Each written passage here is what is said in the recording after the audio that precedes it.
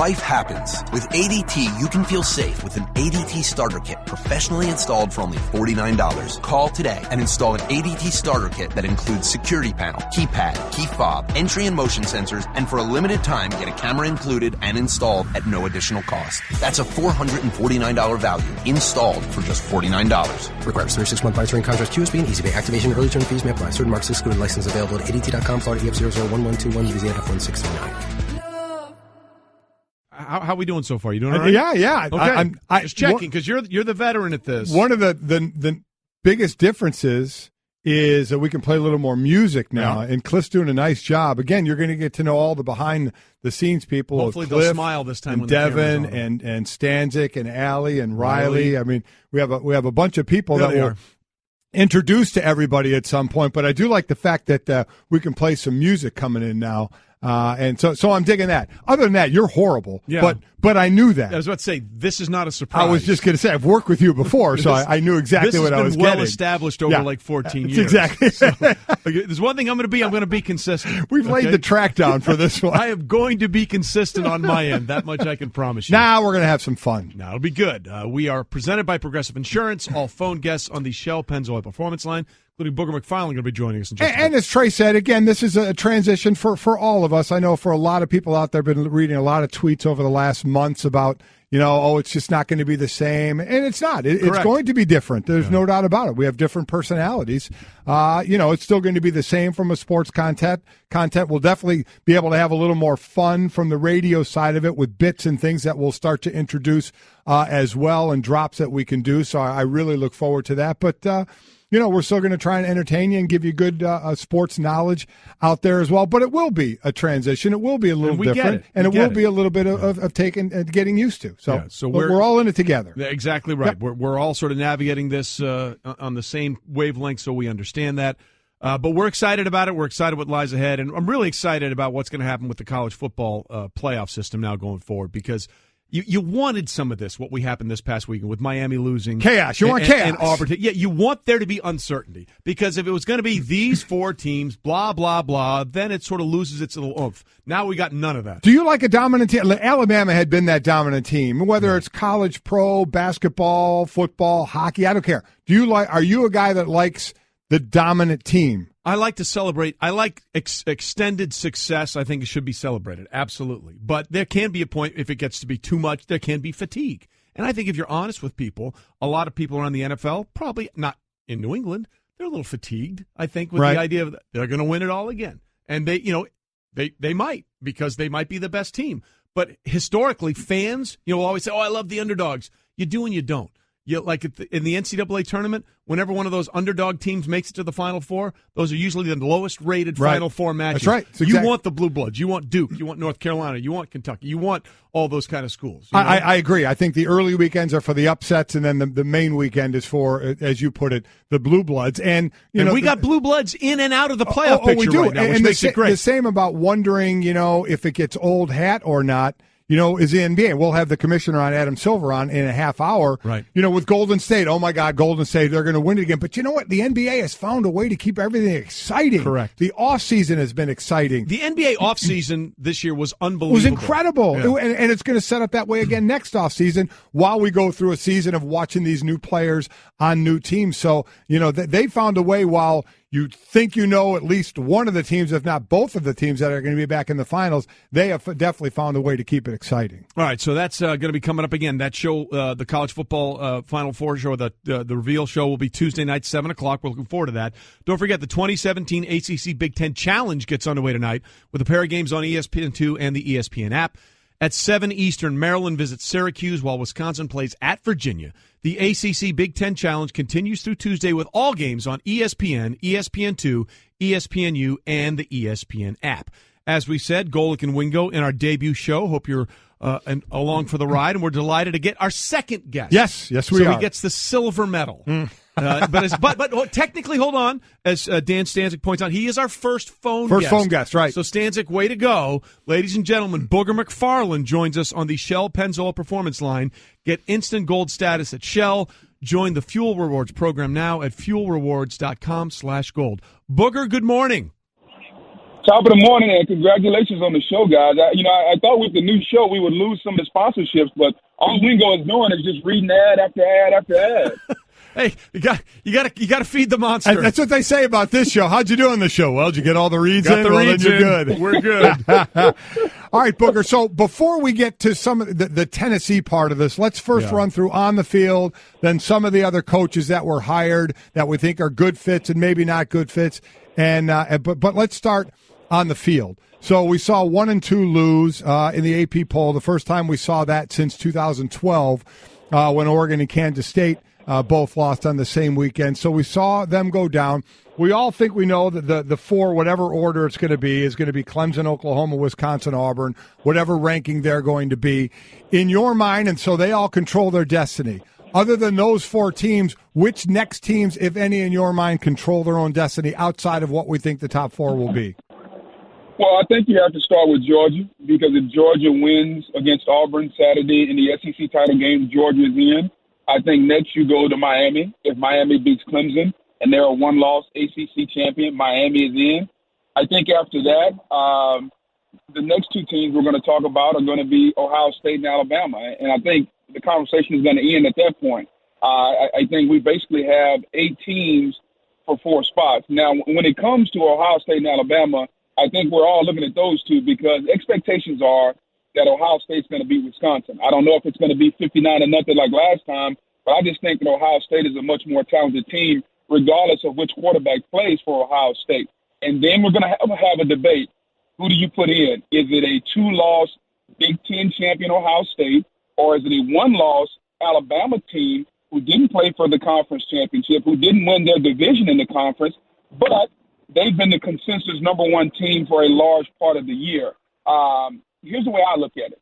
I think when you look at conference championships, to me, that can be a differentiating factor, meaning if I got 2 equal teams, let's start looking at some things that we can separate the teams by. Conference championships will be one of those.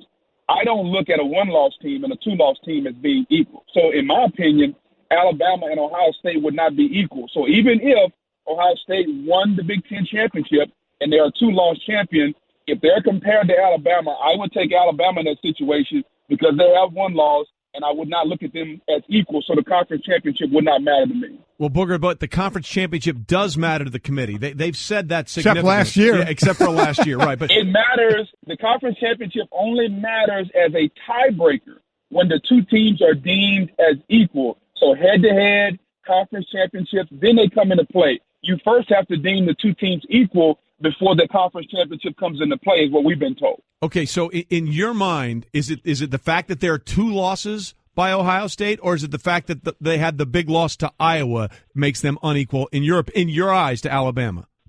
I think it's a combination of both. I have a hard time saying that you can be one of the best 4 teams in the country when losing to Oklahoma. There's nothing to be ashamed about that. But when you lose to Iowa on the road, you give up 55 points. You couple that with the loss to Oklahoma, to me, that would be a little much to overcome. And so I have a hard time saying you could be one of the best 4 teams and lose to Iowa by double digits the way they did. You know, as I said earlier, we think we know the 4 teams that'll be in the top 4. We're just not sure what order. Can you make a case, or how strong of a case could you make that Auburn is the best team in the country right now? I think you can make a very strong case regardless of the number of losses because of how they're playing. And, it's kind of like NFL football, Golic, and Wingo, you'll understand this. If you're playing your best at the right time, it doesn't matter how many losses are in the loss column to a certain amount as far as college football is concerned. You can't have 3 or 4 like USC, but Auburn has 2. Some people are going to have them number 1 just because they're doing something that's unprecedented. They've beaten 2 number 1 teams in the last 3 or 4 weeks. They're probably going to have a chance to beat a Georgia team that's going to be ranked probably no lower than 5 or 6. So in the course of a month, they would have beaten number 1, and number 6. Nobody's ever done that. So you can make a case they're playing the best football, and they are the best team in the country. I'll go back to what I said at the beginning of the season. When they're healthy, the Clemson Tigers are the most talented football team in America. They seem to be healthy right now.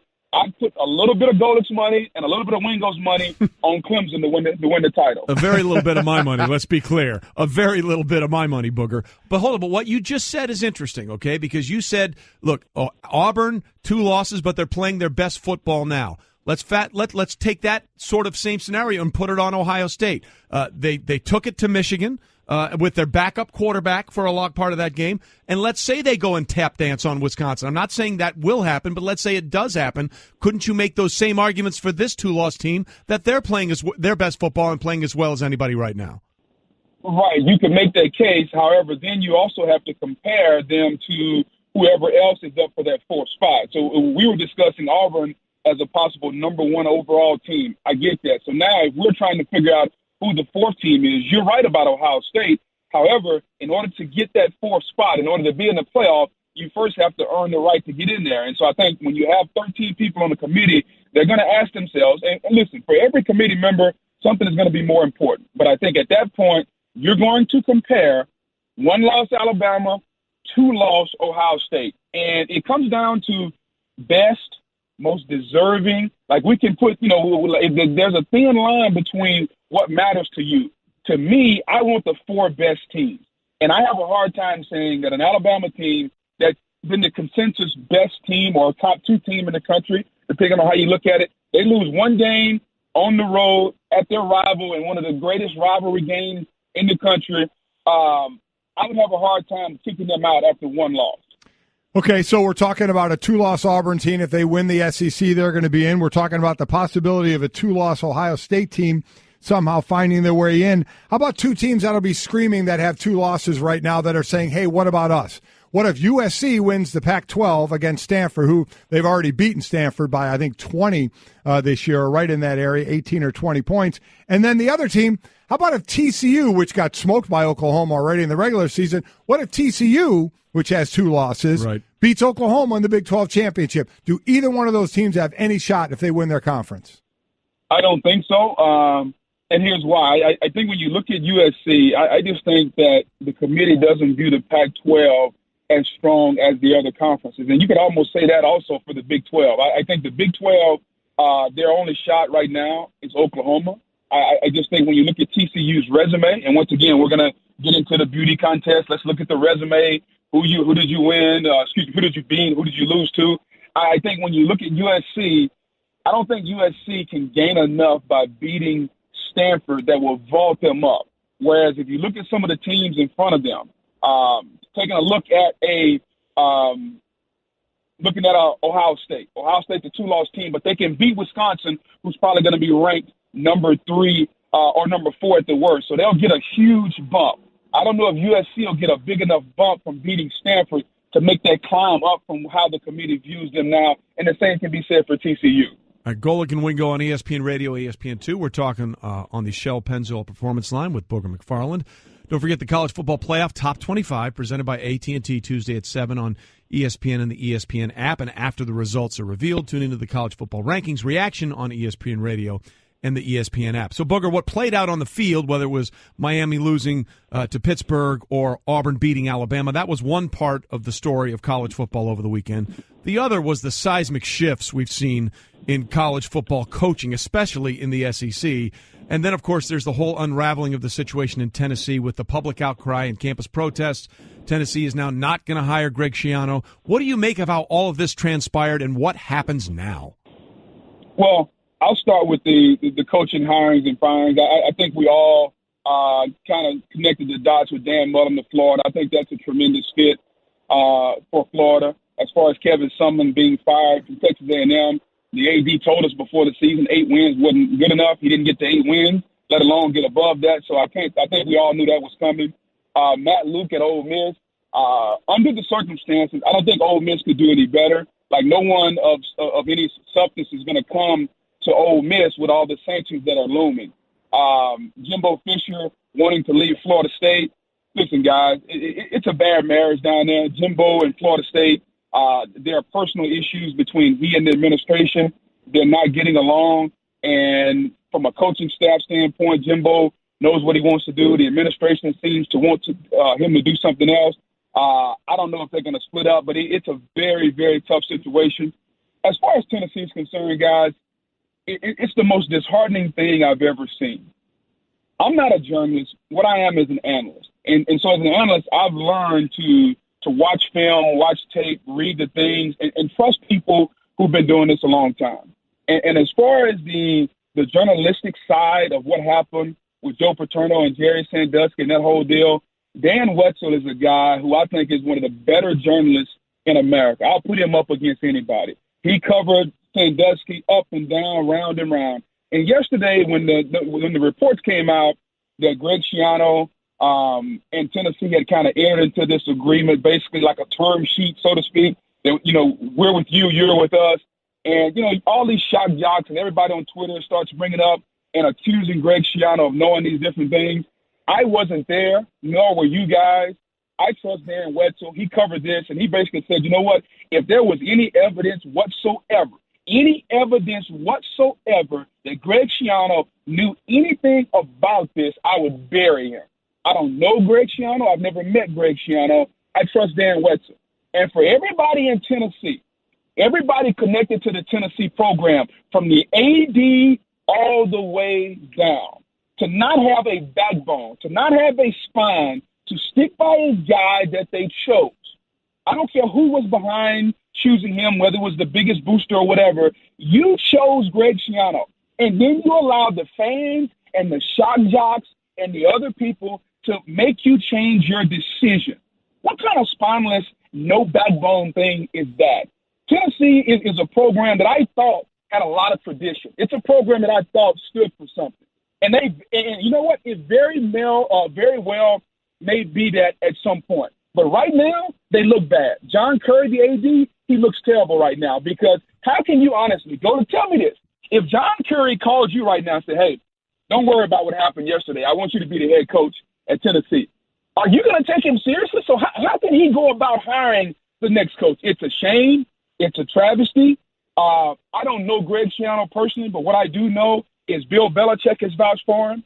Okay. Urban Meyer has vouched for him. He's coached the Tampa Bay Buccaneers as a professional organization. So many people have vouched for Greg Schiano. Now all of a sudden Tennessee is too holy that they don't want Greg Schiano. Who the hell does Tennessee think they are right now? And I think they're disillusional, and I think they're ultimately going to pay the price for it. So the whole Tennessee deal just really drives me crazy about everything that's going on in Knoxville right now. Yeah. I mean, John Curry, what 9 months on the job to make this decision, and you're right. Now, as I'll ask you in a minute about taking the job, but you're correct. We don't know what went on. We have reports, but he's worked since then, and we've always said, I was Bill Polian always saying, as soon as you start listening to the fans and the boosters and whatnot, you're going to be sitting with them. So I agree with you. If you did your due diligence and you felt he was the guy, then you stay with the guy. Now there's going to be questions on whether they did their due diligence, which would bring up even more questions, about running that program and making those decisions. So on that note, Booger, with Mississippi State, Texas A&M, Arkansas, Nebraska, though we think Scott Frost will go there, ASU, with all that other competition, what kind of do you think Tennessee gets anybody other than an assistant coach to take a first-time head coaching job? Because I don't see them getting a name coach anywhere. I agree with you. I think the only way, Golic, that they can get somebody that has any pedigree or any name, they're going to have to overpay. Meaning they're going to have to pay somebody $7, $8, $8.5 million to take the job. Okay? Everybody's saying, well, we wanted John Gruden. It's a pipe dream, guys. Hey, John Gruden has never told me anything. I'd almost bet my left arm he'll never coach college football. All right? I've been around John Gruden a long time. I'm not going to speak for him, but I played for him. All right, he's a pro football coach. So every school out there who wants John Gruden, understand this. He's a pro football coach. All right, he's not a college football coach. All right, and John, if I'm speaking out of turn for you, so be it. Just call me, okay? But every school out there goes through this pipe dream every time, saying, "Yeah, we want Gruden, we want this," and then when you don't get him, you're disappointed. I think Nebraska is in a very, very tough situation. It's a national program that is having a hard time recruiting nationally. So it's a tough place to be a coach at. Scott Frost, from what I'm hearing, is having cold feet just because of that reason. I wouldn't be surprised, guys, if Scott Frost stays at UCF. Okay, so it's a lot going on out there in the coaching realm. But as far as Tennessee deserves whoever they get. Whoever they get, they deserve, especially if this AD is going to be the guy that's hiring it. And all the politicians who chimed in saying, well, we don't want this guy because of morals. Really? Politicians now are talking about morals? Like, Tennessee has got this whole thing screwed. Hopefully the other schools out there, A&M, Nebraska, Arizona State, hopefully they understand who they are and hire a guy that fits their program. It is amazing with all the stuff that's happened. We haven't even really discussed the idea of Chip Kelly at UCLA. Yeah. You know what I mean? Think about all the crazy seismic shifts that has happened. And, Booger, the idea of Chip Kelly back into the game and going to a place like UCLA, where obviously it's an easy place to recruit because Los Angeles, nice place to visit, nice place to live. A lot of people want to be there. There's been so much insane stuff that's happened. We haven't even really talked about that part of this thing yet. And to me, UCLA hit a home run. I'm talking about bottom of the ninth, bases loaded, down 3. They hit a grand slam. You know, I came into this season, guys, not knowing much about Chip Kelly, but I really didn't respect his offense because I don't like offenses that go sideline to sideline and they're really soft. Like, I don't like those. I like a physical football team. But over the last 3 months, I've spent every Saturday with Chip Kelly in the green room at ESPN. And all we've done is laugh and joke and talk football. And while talking football, I've got a newfound respect for Chip Kelly because he's very well organized. He's detailed. He understands football. And more importantly, he understands how to run a program. And so I went into this year not really knowing and really not understanding Chip Kelly. And now I think Chip Kelly and UCLA is a perfect marriage. And I think he's going to do well. He goes back to an area of the country that he knows well. He can recruit the West Coast. And guess what? If he can win at Oregon with 2- and 3-star guys, think about what happens when he goes down on Rodeo Drive and gets those 5-star guys that are in L.A.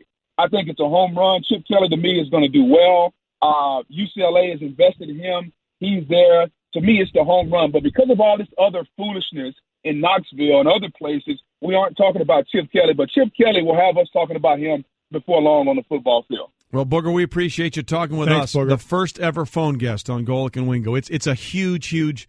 No, it's not. No, it's not. Thanks for being with us, Booger. We appreciate it, brother. Yeah, real quick, because I know we have Adam Silver come up. We talk about Chip. I think Dan Mullen was an excellent hire in Florida. Remember, he was there under Urban Meyer with Tim Tebow, winning titles. He's also with Urban Meyer at Utah, helped develop Alex Smith as well. And we know Florida needs some offense, so I think that was a really good hire. Two really great hires that sort of got lost in the shuffle with everything else that happened. Yep. All right, coming up, NBA Commissioner Adam Silver is going to join us on the future of the one-and-done rule, legalized gambling, and an update on the league's new rest policy. I just saved hundreds of dollars by switching to Geico. I'm so happy, I feel like I can fly. Disclaimer, you will not be able to fly by switching to Geico. This is against the laws of physics and nature. If you find yourself flying, please seek professional and or medical help immediately. In the unlikely event you find yourself flying, you might be a superhero, or a pigeon, or a superhero named Pidgewoman, who was bitten by a radioactive pigeon. If you are indeed Pidgewoman, Geico retains all licensing publishing rights in the event Pidgewoman the movie becomes a top-grossing Hollywood blockbuster. Geico. 15 minutes could save you 15% or more. We continue on Golic and Wingo, our first morning, and we're still here, so that's a good thing. We're still on, 2.5 hours in. Now we got a really important guy, though, on. We do. And Don't screw this up, Wingo. This may help us. We're presented by Progressive Insurance, all phone guests on the Shell Pennzoil Performance Line, and one of those now is the NBA Commissioner, Adam Silver. So we're delighted to have him on our first ever show. Adam, thanks for being with us this morning. How are you? I'm great, and thanks for having me on, and congratulations on the new show. Well, thanks very much. Appreciate that. So far, we're 2.5 hours in, and it's all going well. Still on air. It's amazing. We've already beat the under on a lot of people's lines. Is Mike Jr. still there? No, he left. We sent him home to bed. Yeah, he had to go take a nap. He'll be back tomorrow, but we sent him home, and we sent him a grocery list to bring things for us. All right. But let's talk about the situation that sort of has been a big deal with you, Adam. Adrian Wojnarowski reported earlier this month that you and the Players Association head, Michelle Roberts, met with the NCAA's new committee on college basketball about possibly doing away with the one-and-done rule, which you've been made clear that you don't like. So where do we stand on this? What's the perspective, and where do we on the idea of maybe this not being the case anymore?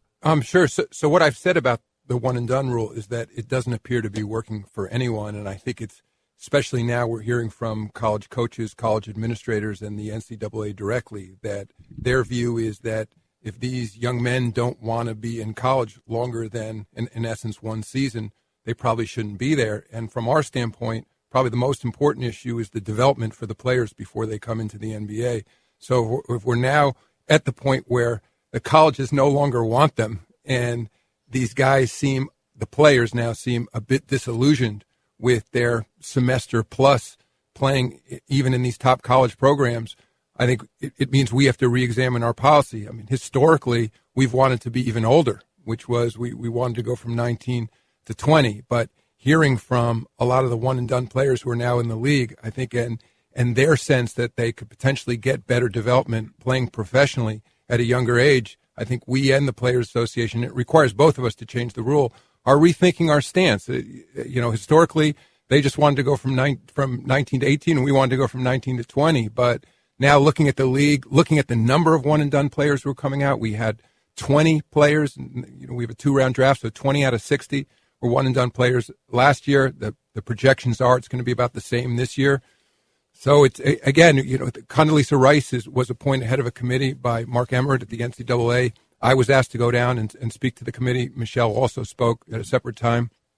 And again, this needs to be collectively bargained, but I think both Michelle and I agree we should sit down and start discussing what's in the best interest of the league and what's in the best interest of basketball. Yeah, and as far as the lottery, 11 freshmen were drafted in the lottery, the most in a single year in the common draft era, which began in '66, broke the previous record of 8 in 2015. So, again, as you said, it's your guys' rule, and you can't change it. And I know you want to get all the feedback from the colleges as well, but what discussions, if any, have you had with Michelle Roberts about this, and where do they stand at this point?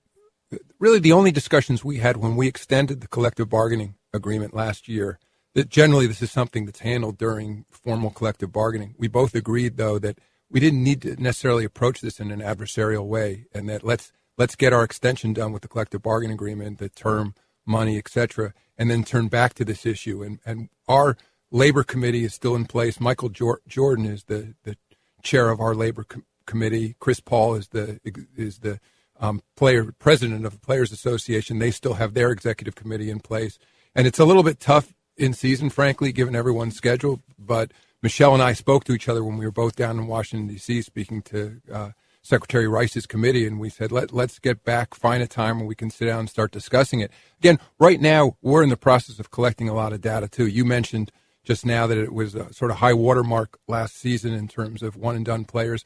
I think part of what we're going through now is to understand exactly what happens to those players once they come into the league, who's been a bust, which players have been most successful, what training have they gotten it. And incidentally, I mean, everybody focuses on 19 versus 18 or 20, but I think to look at it holistically, we have to look much younger, too. One of the things I've talked about before is I spent a lot of my time looking at how international soccer does things, Bundesliga, English Premier League, etc. And there, it's well known, it's not a function of 18. Players are being signed roughly at 14. And I'm not saying we're going to 14-year-olds, but I think we all have to look at junior development as well. And that means whether the existing AAU programs are the best way to train our young players. A lot of our top players now, and it surprised me as I've gotten more into this issue, don't even play high school basketball anymore, traditional high school basketball for their high school teams. They play AAU full year round, and they really aren't part of a high school system. So, and on top of that, obviously it's well known there were a series of indictments around college basketball involving some very well-known legendary figures around the game. So I think we need to see how those investigations pan out. But, the most important thing for us is what is the best way to go about developing the best players in the world? It's interesting. I've talked to some of our young international players recently. When they come through the NBA, I asked them how they developed. And the international players, I mean, they sort of laugh when hear us talking about 18 or 19 because almost all of them became professional, at 16. They went into an academy system when they were 13 or 14. So, again, that international basketball models international soccer in many ways, and it just means to us that, we really have to holistically look at the best way to develop these players. Well, that'll be certainly something fascinating going forward as Adam Silver, the NBA commissioner, joins us. And I do have to ask, According to ESPN's Don Van Natta and Seth Wickersham, they reported that you were contacted by an unnamed NFL owner about possibly gauging your interest in running the NFL. They reported you immediately turned down the offer. Can you enlighten us anything more about what might have happened there? No. I'll only say I love my job, and I view myself as a basketball guy. This is my 25th year in the NBA. I'm a huge fan of our league, of course, but also of college basketball. And other than being a Giants fan, I can't say I know all that much about football anyway. So I'll remain a football fan. That's a fair response. I have no plans to go anywhere. Gotcha. My only follow-up would be, so did you at least have a phone call? No comment. Ah, there you go. Okay, I tried. You're such a journalist. Well, that's how I roll. There's another issue, and really we're talking about these big topic issues with you because the game is really running incredibly well right now. A little more than 3 years ago, you wrote a New York Times op-ed that declared legalize and regulate sports betting. 3 years later, where are we with that? Where do you stand? We've talked to Roger Goodell. We know where the NFL stands on this. We've certainly talked baseball, where they stand on this. Where are you 3 years removed from this piece? It's interesting. When we published that piece 3 years ago, I would have never predicted that actually next week in front of the Supreme Court, the legality of the New Jersey state law permitting, in essence, sports betting within the boundaries of their state is being argued. And which means that the state of New Jersey has challenged the constitutionality of the federal law that, in essence, bans sports betting other than in Nevada and a few other exceptions. We challenged, we defended that law against Governor Christie. That began before I became commissioner. And I'd say largely because, at least now, our view is that it should not be regulated state by state, that there should be federal legislation, that it is proper for Congress to address this issue. But my position, which is a little different than my predecessors, has been that we should regulate it, we should legalize it, because it's not to me an issue of whether I'm pro or con sports betting. We know now that it goes on largely underground. Hundreds of billions of dollars are bet every year just in the United States on sports betting. Back to what I was saying about following what happens internationally in soccer, it's legal in most other jurisdictions in the world, particularly in Europe, where people bet on their smartphones throughout soccer games. It's closely regulated. They can monitor if there's any irregular activity, something we can't do right now because it's largely all illegal. So I'd say where I differ from the state of New Jersey, largely it's that I think there should be federal policy. It should be consistent from state to state. I think states should be able to elect whether they want to be in or out. If a state doesn't want to have legalized sports betting, they shouldn't be forced to do it. So I agree it should be a state decision, but I worry a little bit in terms of the monitoring of it, the integrity for the sports leagues that need to follow it, that if you have 50 states all competing against each other, it could be a bit of a race to the bottom in terms of ultimately how to do the best job protecting consumers, the people who place the bets and protecting the integrity of our league. But I will say from 3 years ago, I'm surprised things are happening so quickly, that again, this issue is before the Supreme Court next week. They'll likely decide the case by June of next year. And so, and I think even if the Supreme Court leaves in place the existing federal law, I think there seems to be a lot of interest in Congress in favor of addressing the issue. And I think in part because states see that this exists and they figure they might as well regulate it and also collect tax money on it, frankly. Absolutely. Adam Silver with us, NBA commissioner. And listen, we're running up against the clock here, but I did want to ask you this one question before we let you go. The NFL sort of experimented with camera angles to make some of the games, especially the game last Thursday night between the Titans and Steelers, a low-angle camera, sort of making it look more like a video game that kids have played, the Madden game, all these years. Does the NBA have any ideas to sort of change up camera angles and try different things like that as well? It's interesting. I mean, back years ago when we were still on NBC, sort of legendary sports producer Dick Ebersol was still in charge of NBC, and he was one of the first to experiment with a sky cam, even before they were using it in the NFL. And I think even Dick would acknowledge that it was making people dizzy, so he moved away from it. But I think the technology has gotten much better. And one of the things that I've said recently, when you watch our games, I mean, the clarity has gotten so much better because of high definition. Absolutely. But they're still produced essentially the same way they were produced 30, 40 years ago with the main play-by-play camera going back and forth. And I think given the personalities of our players. People want to see their faces. They want to see their expressions. They also want better audio. I remember Bob Johnson, when he was owner of Charlotte, who created BET, I remember he said on a panel that watching an NBA game is a bit like a silent movie, that you don't know what the guys are saying. But if you sat courtside, you can hear them. So it's not as if they have an expectation of privacy out there. And I think we can do a better job with cameras, again, whether they're on Skycam type approaches, but also with the audio as well to bring fans closer to the game. Well, that would be fascinating, and you do see that more and more. People want to hear what they're saying. Right. Those little snippets. Everybody wants access. Absolutely right, and that's why you see those things in the locker room, whether it's in the NBA or the NFL as well. Adam, we appreciate you being with us on our inaugural voyage. Thanks so much for the time. Always enjoy talking to you, and the topics are always fun. Thanks for being with us, Adam. Appreciate it. Yeah, Mike and Trey, good luck with the show. We just had Adam Silver on, the NBA commissioner. Rob Manfred, the commissioner of baseball, will join us tomorrow at 8:30 a.m., and we're looking forward to that. But Adam Silver is such an interesting guy to talk to because he's always taken a very progressive view he has. On so many things. And we talked about a couple of real key topics with him, including maybe ending the one and done and talking about being a proactive in legalizing sports betting so it can be regulated, like it is in tennis, for example, where they have frauds alerts set up, say, hey, there's something irregular going on in this match. We need to stop the betting on it. But, one of the things he said, which I thought was really interesting, was that, look, this needs to be something collectively bargained with Michelle Roberts, the head of the Players Association. We'll work on this together, and let's get this collective bargaining agreement first in a conciliatory tone.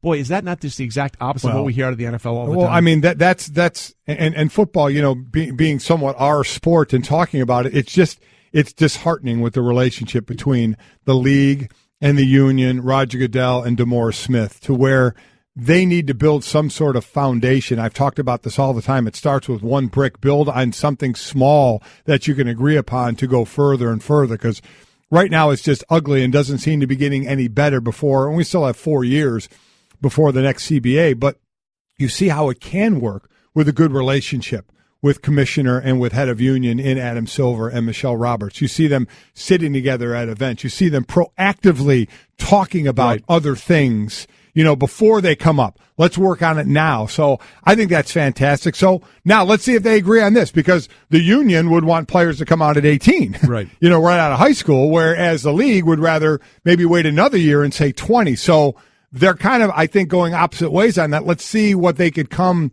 to agree to if we're going to get rid of the one and done, because we know there have been obviously people that came out just when they were out of high school. We know all the people that have. Kobe and LeBron. The Kobe, LeBron, back to Moses Malone. I mean, there were a number of players that have done that. So does it go back to that as opposed to going up to at least a couple of years in college? And everybody's going to be different there. There are certain people, like, their bodies might be ready to play, but are you ready emotionally? Are you ready mentally to deal with playing with guys that are 28, 29, 30 years old? That's a big jump, so we'll see what happens.